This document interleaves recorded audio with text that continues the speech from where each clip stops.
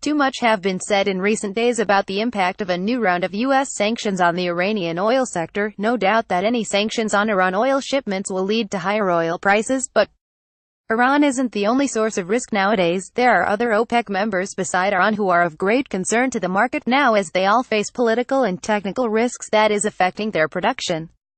Venezuela is the big one, followed by Libya and Nigeria.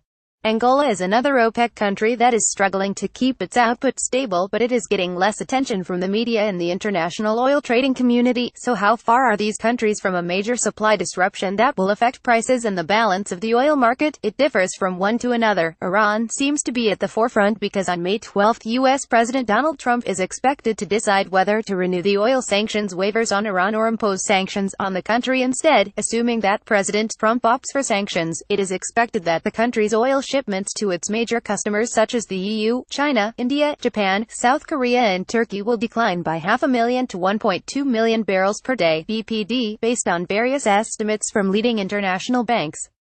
Oil prices in this case would jump by another $5 to hover around $80 for the Brent benchmark. The effects of such a price level on market balance is yet to be seen, as some analysts are expecting some disruption to demand while others say that demand will remain strong this year with oil at or below $80. Turning to Venezuela, the political situation there is still unclear, as the country will hold its presidential elections on May 20. Even if Trump didn't impose sanctions on Iranian oil exports, the risk for the market to turn into deficit in the second half of the year is high. While many countries are watching the elections closely, and the U.S. may impose sanctions on the country's oil sector if the results are viewed as illegitimate. Yet the oil production situation in Venezuela is not good whatever happens on election day. Crude output is in steep decline.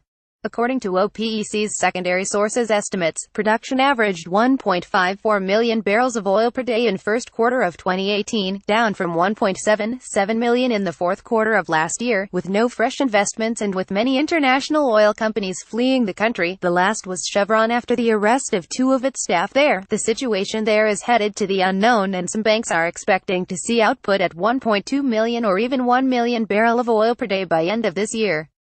Libya, which has set a production target of 1.25 million barrels of oil per day this year, is no better than Venezuela and others, as its output is still fluctuating below 1 million barrel of oil per day due to attacks on its oil facilities.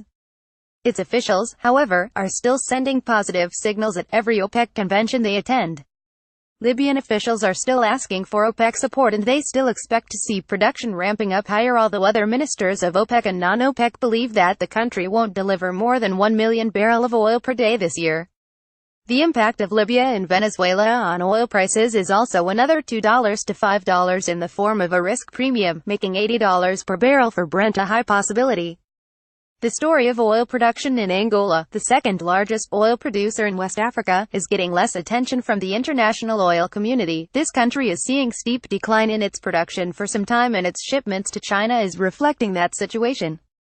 Angola, which was always among the top 3 suppliers of crude to China, has shipped 2.9% less crude to the Asian country in the first quarter compared to a year ago. Angolan production in the first quarter of this year averaged 1.57 million barrels of oil per day, down from 1.64 million barrels of oil per day in the fourth quarter of 2017.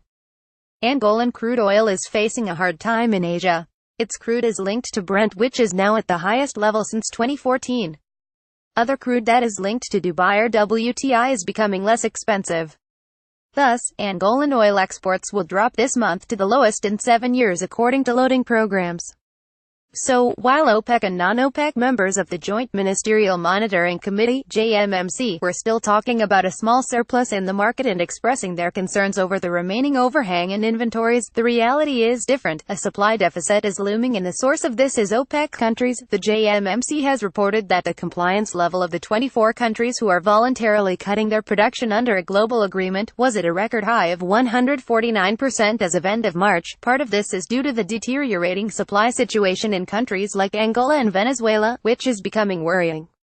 Even if Trump didn't impose sanctions on Iranian oil exports, the risk for the market to turn into deficit in the second half of the year is high, knowing that short-cycle investments in U.S. shale oil production won't help because there is not enough infrastructure in the U.S. to carry and transport any increase in crude production from shale oil basins, in the best case.